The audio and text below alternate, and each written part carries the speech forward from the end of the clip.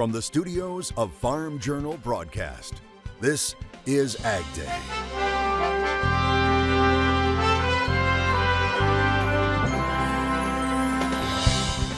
Preparing to plant. I think as a grower, if you think you know everything about farming, you just wait for Mother Nature to come around and she'll show you don't. Hear what's going on in the minds of many farmers as they get ready to roll.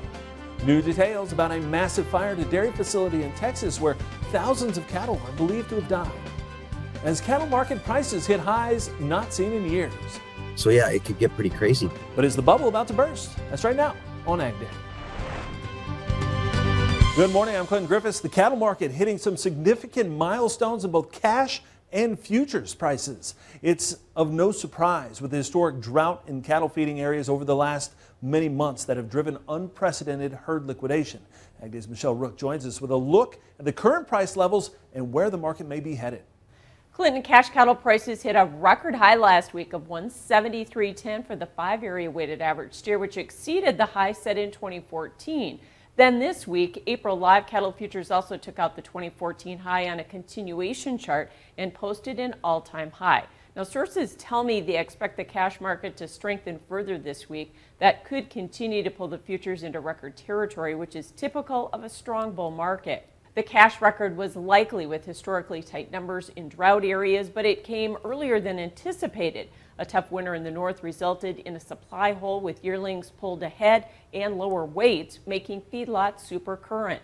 Experts say this bull market is much stronger, though, than in 2014 and could last longer. 14 around here is known as the bull market of my career until this one, which I think is going to exceed that one because we got even more extreme numbers and you've got a lot bigger demand base now than you did in 14. As long as something doesn't happen to mess up the demand thing, and then of course I'm talking about an international event. But just how high could prices go since the cattle inventory isn't even into the tightest numbers in the cycle yet? If we can take the cash market to the mid 180s on this run, which I think it looks like we're going to, I do appreciate your point about the tightness of supply is not even here yet. The way I would read the tea leaves here, the supply of cattle the first quarter of next year is much tighter than now. I'm making the assumption that there'll be enough moisture that will have heifer retention. So yeah, it could get pretty crazy. The key will be how fast the herd rebounds, which will be indicated by that heifer retention, because in 2014 the cycle was shorter than historical cycles because of the rapid expansion in the cattle herd.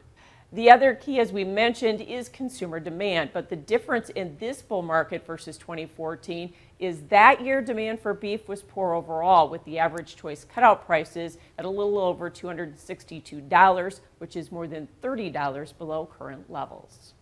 All right, thanks, Michelle. Egg prices were setting records just a few months ago. Now prices are falling quickly. According to Bloomberg, in March, egg prices fell 11%, their most in 36 years. This is the second straight month of declines after hitting a record back in January. Now, egg prices surged following that massive outbreak of avian influenza. USDA says the outbreaks are starting to slow and egg supplies are improving. Big temperature changes are on the way for the northern plains, which is still covered in snow. We would like to introduce Mark Sharippa, who will be bringing us the weather from time to time. Good morning. Looking at the temperatures around the country, we have warmer than average conditions, especially in the Great Lakes area, about 20 degrees above the average for this time of year. A cold front is coming down toward the northern plains, and that cold front is going to give us some rain, probably not until in a few days later on in the weekend. The weather story in the southeast is some stormy conditions right around New Orleans, around the Gulf of Mexico. Those are going to be moving out of the way and off into the ocean in a few days. The conditions toward the west, we have high pressure out there, some low pressure coming in on the heels of that, and snow still around the northern plains, the North Dakota and Montana. And we're starting to see more planters rolling. Val of Parole, Iowa, shared this video. She says this is her first corn plot of the season. Great to see more work getting underway in the fields. I'll have more in your forecast coming up. All right, thanks, Mark. New details about that deadly dairy fire outside of Lubbock, Texas. Our AgDay affiliate KCBD reporting out of the 19,000 cattle on the farm, 18,000 died in the fire. Now, that fire started Monday night at South Fork Dairy Farm, just southeast of Dimmitt. One woman is hospitalized with critical injuries. The sheriffs say she was an employee of the farm. The Castro County Sheriff says equipment failure may have started that fire. Sheriff Sal Rivera says the fire may have started with a honey badger, a vacuum that sucks manure and water out of the barn. Now, he says it's possible it overheated and methane may have ignited and caused the fire to spread. But the Texas State Fire Marshal is leading an investigation into what caused that blaze and possible explosion. An Iowa farmer is recovering after his tractor was hit from behind by a semi-truck. The accident happening in Lynn County. The sheriff's office says 44-year-old Charles Bach of Coggin was driving the tractor when he was hit. As you can see, the tractor rolled, landing on its top. The semi ended up in a ditch. Now, the semi driver was cited for texting while driving. Bach was taken to the hospital for what are believed to be non-life-threatening injuries. American philanthropist and farmer Howard Buffett continuing with another visit to Ukraine, also meeting with that country's president. President Zelensky telling Buffett he was grateful for the implementation of the Kitchen Factory project, which is part of an effort to provide 10,000 hot meals every day for school children. He also thanked him for his involvement in a grain initiative and purchasing generators for people in the country.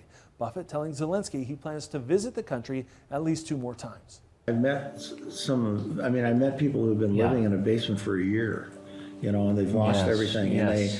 And then just the resiliency and the commitment of the people in Ukraine, I think, are teaching the world what people are capable of doing in a time of real challenge. I mean, it's really amazing. Now, Buffett messaged me while in Ukraine saying he gave Zelensky the latest Farm Journal magazine, which profiles his foundation's efforts to help farmers and feed people in the country. Another strong day for cattle, but it wasn't the only commodity in the positive on Wednesday. We'll have details next. Regardless of the price, planting is on the way across the Midwest. We'll see how farmers in Illinois are getting ready to roll in the country. AgDay is sponsored by Germinator Closing Wheels. Germinator steel closing wheels, perfected in conventional, excels in no-till. Order 12 to 16 rows today and qualify for free shipping or 20% off an end zone moisture management package.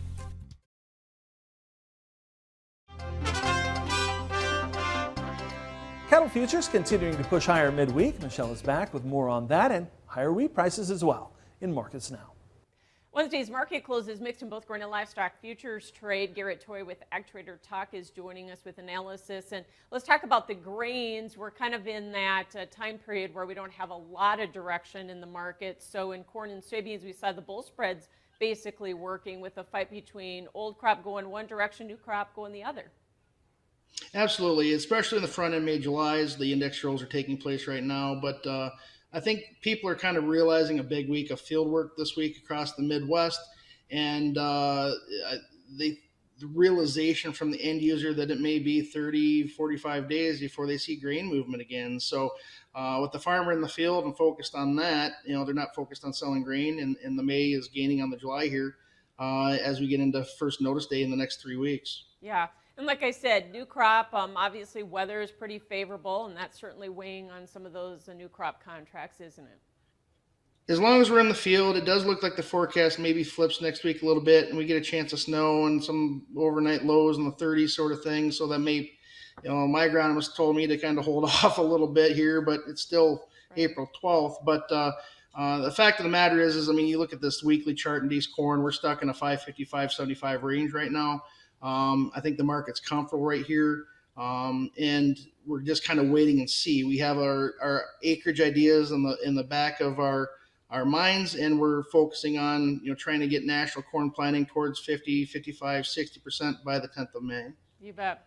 So cattle market, new contract highs. We've had record cash prices, but that market is methodically moving higher. And so, do you see any topping signals at all yet? Absolutely not. You look at this thing, you have signs of a demand market. Boxed beef is still strong. It's grinding higher. It's not signs of a blow off top or anything like that. It's just, like, as you mentioned, very methodical. And, the fact of the matter is having conversations with customers today, asking about the back end of the feeder market, whether it's a market that we need to be hedging in here. I think it's something you have to definitely be watching closely. But until you really see the front end fats, maybe potentially showing some signs of topping, I think you can be a little bit patient here, maybe trailing stops if you hedge that way, or, but we don't want to get into a margin call situation because the trend is definitely higher and you just want to stay with that. All right, thanks so much. Good advice. That is your Toy Ag Trader Talk. Full analysis at agweb.com, and we'll have more Ag Day coming up. To contact Garrett, call him at 888-745-2020 or find him at agtradertalk.com. Ag Day is brought to you by Lamar's Toy Store, the largest and most diversified farm toy store in the U.S. They have new and old and do restorations and customizations too. You need to see it to believe it. Visit lamarstoystore.com or call us at 712-546-4305.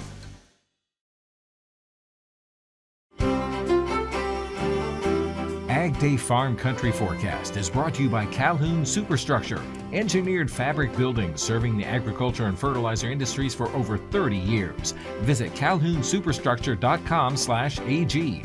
That's calhounsuperstructure.com/AG. Of course, we'd like to welcome Mark Sharippa here to take a look at our national forecast. And we've been watching this fire risk, and it looks like that continues here on Thursday. Yeah, the fire risk is good news and bad news. The bad news is that we have the risk, but nobody's in the extreme area yet. We just have critical in eastern New Mexico. And the only bad weather we have, if you want to call it bad, we have the stormy conditions. I think most people there would call it bad weather in the New Orleans area, right off the Gulf Coast there. Otherwise, starting in the Great Lakes region, down through the plains and into Texas, we have clear skies, just a few clouds in the air, and behind that we have some a cold front coming down from Canada that's going to give us possibly some precipitation. Some low pressure over here in the just south of Montana and Rapid City in North Dakota. High pressure coming in behind that, and snow still up here in the Montana area. That changes to more cloudy conditions in this part of the country. The stormy weather that was in the southeastern part of the country is slowly moving off, and by Friday, still clear skies right around here in the plain area, and we should have some precipitation coming up because of that front that was coming in. This is your outlook for April 17th through the 21st. We have warm spots right around here in northern Texas and Nebraska. And then looking ahead to the outlook for April 19th through April 25th, the still warm weather over here in this part of the country. Jet stream on Thursday looks like this. The red is the warm part, of course, and then we have this part of the country in the south part. That's the warm part of the jet stream, south of the jet stream.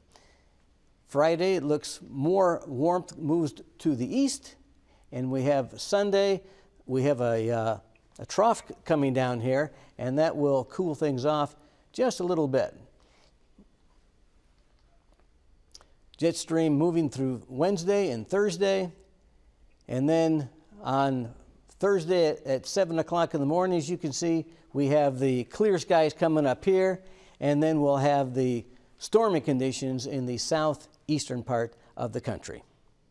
Are marijuana byproducts safe to feed cattle? We have new research next. And later, we're off to Illinois, where farmers are preparing to plant the 2023 crop in the country.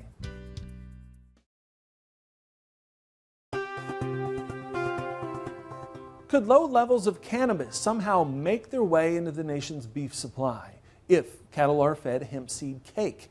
That's what scientists from USDA's Ag Research Service wanted to find out. Working along with researchers at North Dakota State University, they found when cattle were fed the industrial hemp byproduct, hemp seed cake, very low levels of cannabis chemicals were retained in muscle, liver, kidney, and fat tissue of the animals. Now, currently, hemp seed cake can't be legally used in food animal rations, But scientists found the concentrations of the cannabis chemicals were only a small fraction of the total amount global regulatory organizations consider safe for humans. So they determined that it would be very difficult for a human to consume enough fat from cattle fed with hemp seed cake to exceed regulatory guidelines. They add hemp seed cake can be a suitable source for protein and fiber in cattle feed.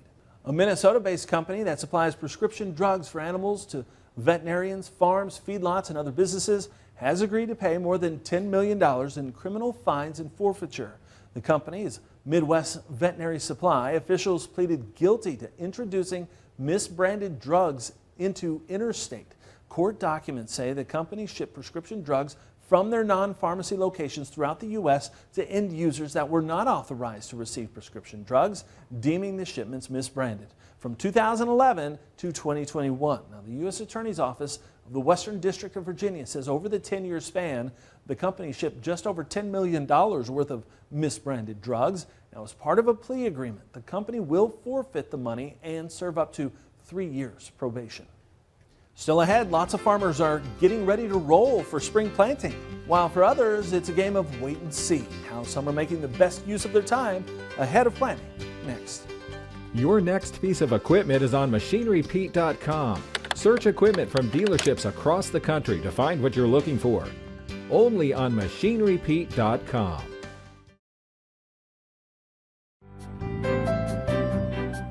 In the Country on AgDay is brought to you by Pivot Bio. What if you had the nitrogen you need already on seed? Pivot Bio is the first company to apply nitrogen on seed. The nitrogen you need, now on seed, from Pivot Bio. Learn more at pivotbio.com.